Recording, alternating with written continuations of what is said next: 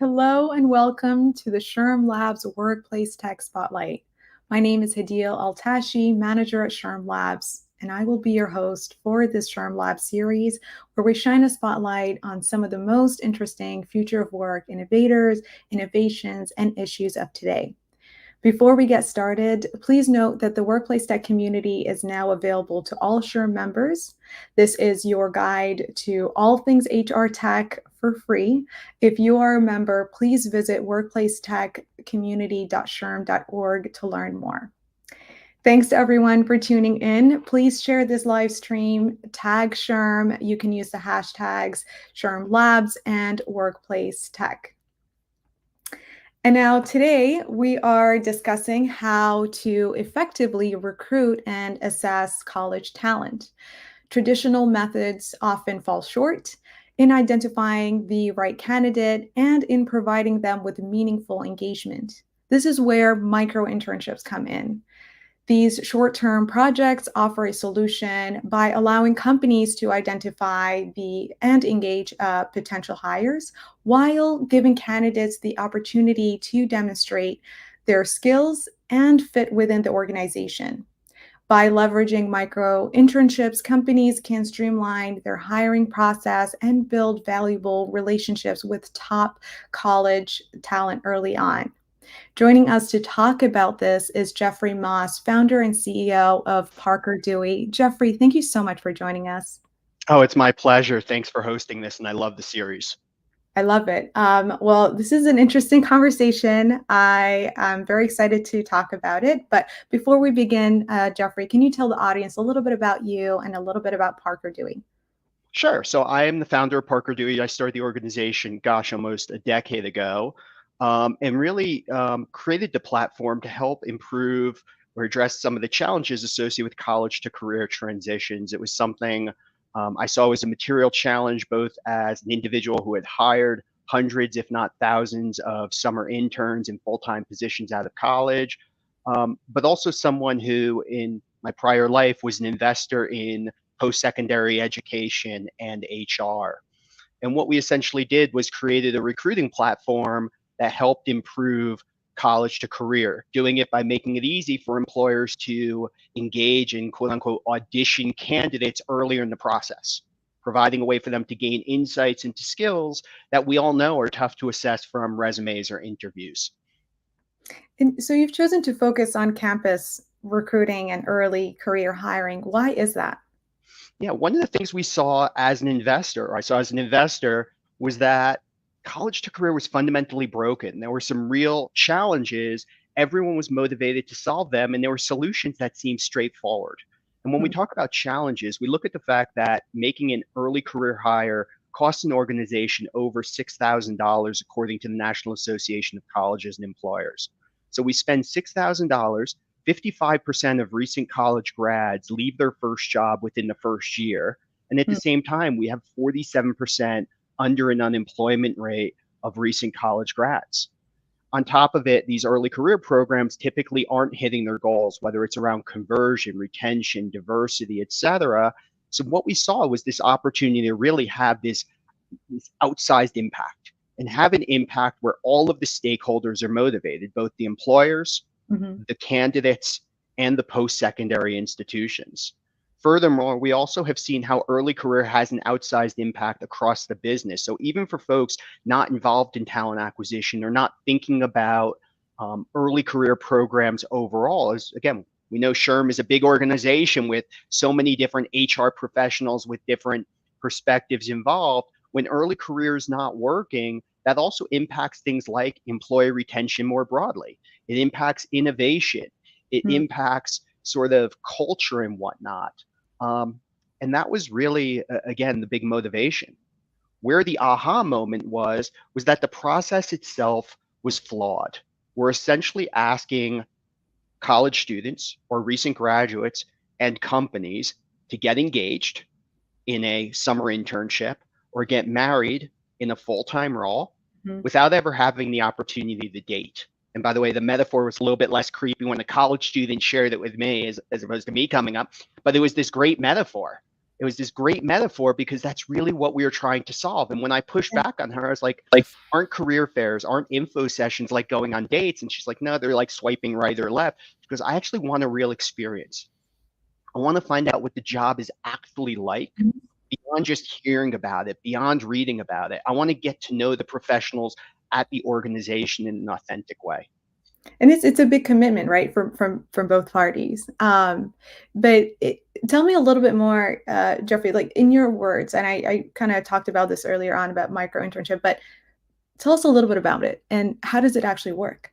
Yeah, so micro internships are short-term paid professional tasks completed by career launchers, and we use that term very intentionally to include college students, recent graduates, individuals who are participating in non-traditional post-secondary programs, you name it. So Hmm. short-term paid professional projects completed by these career launchers on behalf of busy professionals at organizations. And just to unpack that a bit, short term, meaning these projects are typically ones that take the career launcher between 10 and 40 hours to complete, not per day or per week, but in total. So they're Hmm. meant to, again, be bite sized, low stakes, low commitment, professional. These are not make believe. This is not go fetch coffee or make photocopies. These are real professional tasks of the type that you would give to a new hire or a summer intern. But to Hmm. clarify also, we're not talking about high stakes tasks that the company require a whole bunch of onboarding. These are the types of projects individuals have on their to-do list. We're Hmm. going to a conference, we need to crunch the list. We want to see how other companies have best practices for new hire onboarding, go do some competitive research. We need someone to research and write a blog article. Again, all of those tasks that you can give to, again, a college student without stressing. And what Hmm. it does is twofold. For a busy professional, it's a great way to get some on demand support on a bite sized project. But from a recruiting perspective, it becomes this really effective way to audition a candidate, to get insights into those skills beyond what we can find from a resume or interview. Things Hmm. like communication, problem solving, grit, adaptability, et cetera, et cetera.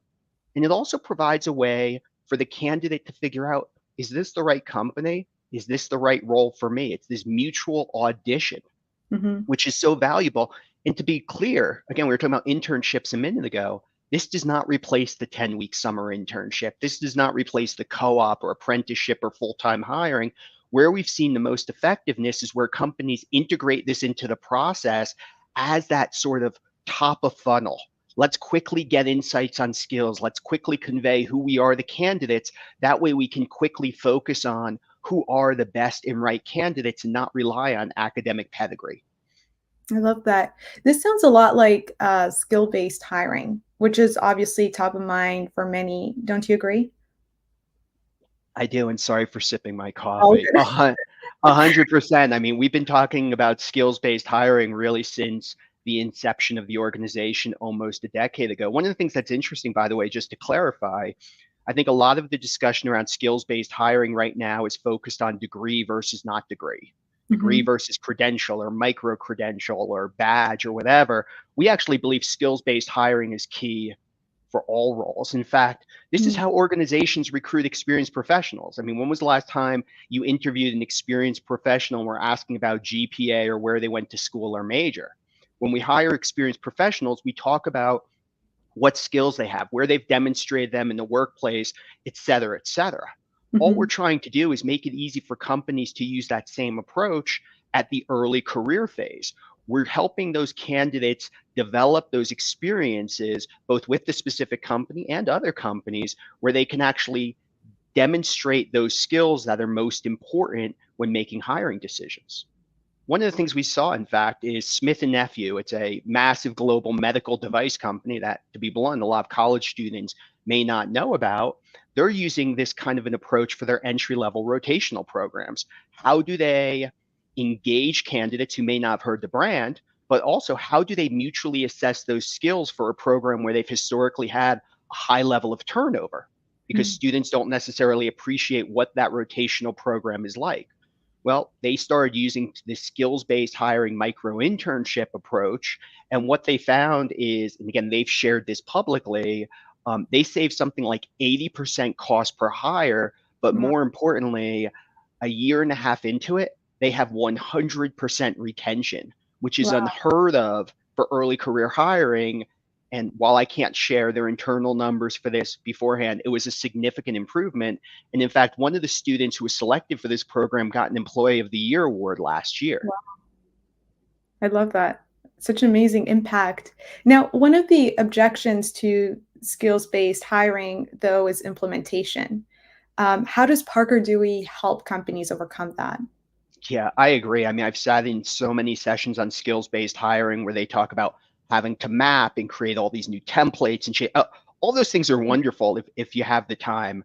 But I have this belief: don't let the perfect be the enemy of the good, and especially since there's solutions that are available. So we internally use the term Jeff-proof.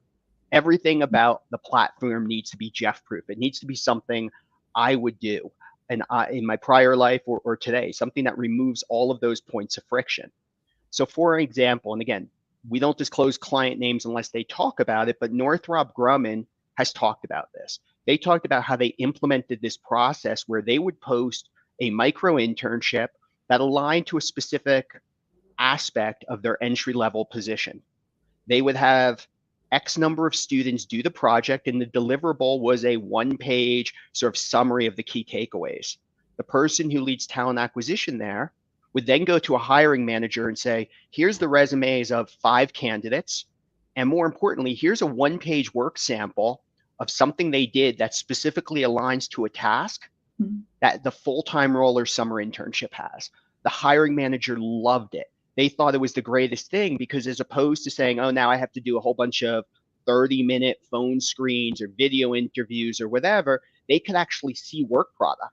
And they could quickly look at that and say, do you know what? Jeff's work kind of missed the point. I don't think he's the right person. Hadeel looks sort of perfect. Her approach to this project is great. She's the one I want to interview and spend more time with. Mm. Created zero lift for both HR and the hiring manager. And more importantly, the hiring manager was happier because they had candidates that were already sort of demonstrated their skills and they weren't relying on sort of the HR team saying, this is the candidate I like, and hiring manager has a call. And again, we've all been through that where there's not agreement. This took it off the table. Another way we've seen this introduced is an organization we work with has an ERG called BAM, Black at, M is the name of the company, which we can't disclose. But one of the things they did is they went to the ERG and said, here's a resource for you. Here's a way that you can get support on short-term projects, but also we're going to make this available to students who go to HBCUs. And when you're working with these students, if these candidates are ones that you want, let us know and we'll prioritize them into the recruiting process. The members of BAM, again, thought it was great. They were getting support on the project, but they also saw the company's commitment to diversity and diversity in early career hiring wasn't check the box, wasn't PR, but was authentic and real. And it's worth remembering. I'm sorry, go ahead. No, go ahead, finish. I was just going to say, I mean, the key to all of this is that it works because it's what the students want. Students said, this is how I want to be recruited. As opposed to organizations debating on how many emails we send or what type of swag we have at the career fair or any of these other things, give students what they actually want, real experiences. I love that. And I'm very curious, Jeffrey. We talk about this, skills gap. Students graduating, studying one thing, they graduate and reality hits. It's the market needs in terms of skill set is completely different from what they were learning in classrooms. So like, how do you have any stories to share about like how you've helped students through this journey? And on the flip side, obviously helping employers make sure that they have the talent when they graduate, and address this whole skills gap issue. I love the question. I'm smiling because I did a presentation, maybe it was 6 or 7 years ago, and it was called something, how the so-called gig economy can solve the non-existent skills gap. And 6 or 7 years ago, I was saying the skills gap doesn't exist. I still believe that today. I think there's a lot of discussion around it, but when you actually look at what employers most want, and again, National Association of Colleges and Employers did a survey, the skills that employers are most seeking: problem solving, communication, adaptability, coachability, grit, teamwork, et cetera, et cetera. But when companies recruit, it becomes really difficult to assess for those skills. And oftentimes they wind up relying on, again, academic pedigree, which isn't a good signal. So for instance, companies may say, we want a student that has AI skills, or we want a student who codes in Python, but Jeff is a poli-sci major, he gets filtered out. They don't even realize that Jeff, again, has been coding in Python since he was 7 years old. Again, the process is flawed, but again, more importantly, it's about those core skills. Think back to your own experience. You went to Nova, correct? Mhm. Yeah, I mean, when you were at Nova, think about the skills you were developing in the classroom. Again, whether or not you're a STEM major, how to problem solve, how to take information and communicate and craft, and those are the skills employers want. Yeah. Learning how to do Excel, that's trainable. Again, I think about my own experience. I started my career in investment banking. I was a finance major. The first week we had an analyst training program. On the right of me was a student who was a philosophy major. On the left was someone who was, I think, Eastern languages. By the end of the first week, they knew everything I did about sort of doing financial models in Excel. Those things are trainable. And that's part of what we're trying to do is help companies realize that this is a more effective way to assess those core skills and look beyond the traditional feeding programs. That's the other aspect. Companies talk about we can't find enough candidates with XYZ skill, whether it's a core skill or a technical one, but they're only recruiting at certain colleges or only looking at certain GPAs, and they wind up missing huge swaths of candidates. Absolutely. So how should companies think about introducing micro internships? Yeah, I think it really depends on the organization. The key is, again, they're easy to introduce. It's not a huge commitment of time, not a huge commitment of money. What we suggest is identifying a specific point of pain or a specific goal or a specific need, something like a location where you're not finding enough candidates. There's a company we work with where they're hiring for their Memphis office, and they have great relationship with the University of Memphis. But what about all of those students who are from Memphis and go to school elsewhere? Well, they're Mhm. using micro-internships to engage those students, improving conversion rate. Again, companies that aren't seeing, they're seeing conversion of their summer interns to full-time hires at 50 or 60%. They're using micro-internships to sort of help increase that because they're able to better mutually audition candidates before the summer internship. Roles that are tough to fill or where you're getting last minute requests. Again, great opportunities, early access. And again, in all of these cases, it's easy to introduce. Pick a point of pain. And I know we're happy to work with you and sort of share some of the best practices and do so in a way that it winds up with a cost of less than I don't know, attending a single career fair.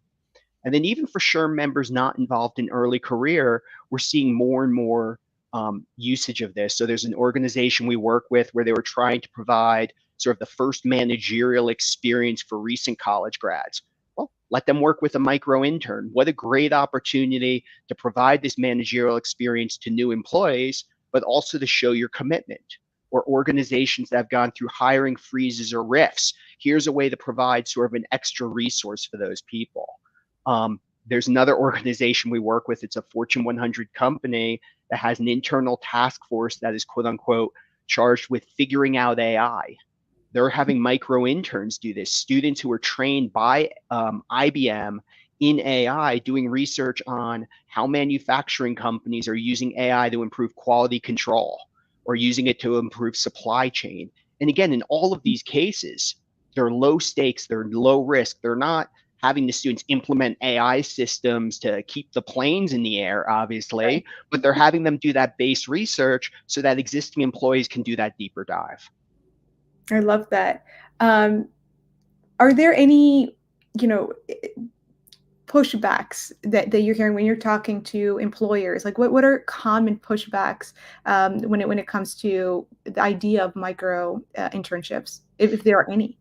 No, there are. There are. I mean, again, one of the questions we get or one of the pushbacks we get is we already have summer internships. Mhm. Great. This does not replace it. This can help Right. supercharge. Or one, and I'll drop something in the chat. One of the comments that comes up is we already go to career fairs. We have great relationships with colleges. Amazing. This amplifies those.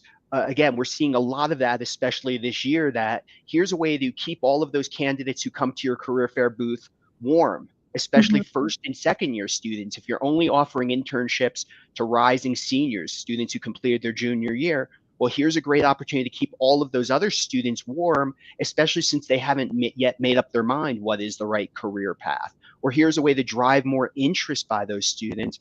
The other comment that comes up a lot is, we don't have these types of projects. Everything we do is sensitive and Mhm. confidential. And again, coming from financial services, I get it. But back to the Northrop Grumman example, they literally work with information that's top secret, but they still have projects that rely purely on public data. We Mhm. want to understand. There's one they did about sensing in nature. What are various sensors out there, and compare and contrast? Doesn't rely on any Northrop data, doesn't give access to any of those systems. Everyone has these projects. The last point of pushback is hiring managers won't use it. Well, first of all, we know they will, because everyone has we should and I shouldn't projects on their plate. I'm sure everyone sort of attending today has some of those we shoulds and I shouldn'ts. But in addition, you can use the approach like I described before, where HR posts a project that aligns to the full-time role. It has 10 individuals do the project, turn in a one-page work sample, give that to the hiring managers. The hiring managers love it. I love that. Jeffrey, are there any recommendations or resources that you can share with the audience today? Sure. I just dropped something in the chat. Again, it's a great ebook we put together, and it's a short, so it's not like a 50-page one, on how to use micro internships to support career fairs. And it's just so timely, as so many organizations are figuring out how to get the most of their on-campus presence this fall. Just incredibly timely, incredibly actionable, incredibly easy to leverage. Another great resource is, again, I'll drop this in the chat in a moment, the top 6 campus recruiting challenges that organizations have and how to solve them. Again, in everything that we do, just to continue to reiterate and highlight, it's Jeff proof. It's designed so even I can use it, and that's important. I love that. Jeffrey, this has been wonderful. Unfortunately, this is all the time that we have for today's discussion. But thank you so much for this discussion. Thank you so much for joining us today. For everyone that's watching, we hope you enjoyed this and enjoyed the resources that Jeff and team have shared with us. If you'd like to learn more about Parker Dewey and how they're innovating in the workplace, please visit their website, parkerdewey.com. You can also reach out to Jeffrey directly, and his email is jeffrey@parkerdewey.com. Thank you so much again for tuning in. Please, if you enjoyed this live stream, share it, tag SHRM, use the hashtags SHRM Labs, Workplace Tech, and let's keep the conversation going. And please visit shrmlabs.com to stay up to date with our event. Thanks again and have a wonderful day.